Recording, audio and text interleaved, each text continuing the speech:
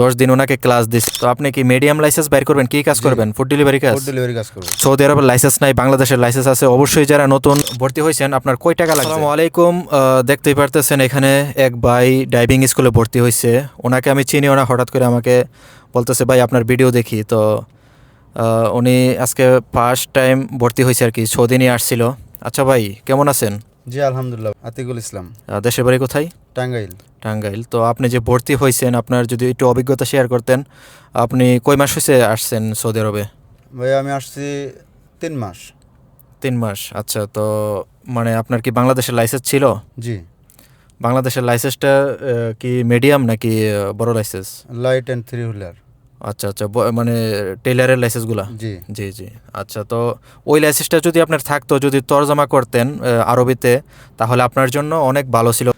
Total 10 দিন উনি ওনাকে দিছে আর কি, সৌদি আরবের যেই নিয়মকানুন আছে 10 দিন ওনাকে ক্লাস দিছে। যদি উনি মনে করেন বাংলাদেশের লাইসেন্সটা আরবিতে তরজমা করতো, তাহলে ওনাকে মাত্র এখানে 2 দিন, এখানে 2 দিন দিত। জি আমার মতন আর কি। জি। যেহেতু ওনার সৌদি আরবের লাইসেন্স নাই, বাংলাদেশের লাইসেন্স আছে। অবশ্যই যারা নতুন বাংলাদেশ থেকে আসবেন, বাংলাদেশের লাইসেন্স থাকলে তরজমা করে নিয়ে আসবেন, তাহলে আপনার জন্য ভালো হবে আর কি। এরকম 10 দিন মানে আপনার করাবে না, ক্লাস করাবে না। তো ভাইয়া, তো আপনি যে এখন ভর্তি হয়েছেন, আপনার কয় টাকা লাগছে? জি, এটা তো আসলে আমি সঠিক জানি না, এটা মোদির জানে। মদিরা জানা। আচ্ছা, তো আপনি কি মিডিয়াম লাইসেন্স বাইর করবেন? কি কাজ জি। করবেন? ফুড ডেলিভারি কাজ? ফুড ডেলিভারি কাজ করব। ফুড ডেলিভারি কাজের জন্য ডাইনা গাড়িগুলা, 6 চাকার গাড়িগুলা দরকার আর কি। জি তো বাইরের জন্য সবাই দোয়া করবেন যাতে তাড়াতাড়ি লাইসেন্সটা বাইর করতে পারে। আর সকল প্রবাসীদেরকে বলবো, যাদের লাইসেন্স আছে, বাংলাদেশের লাইসেন্স, অবশ্যই তরজমা করবেন।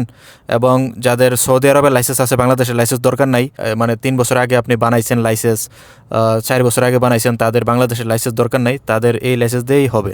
তো ইনশাল্লাহ ভিডিওটা উপকার হলে শেয়ার করবেন, লাইক কমেন্ট করবেন। আল্লাহ হাফেজ।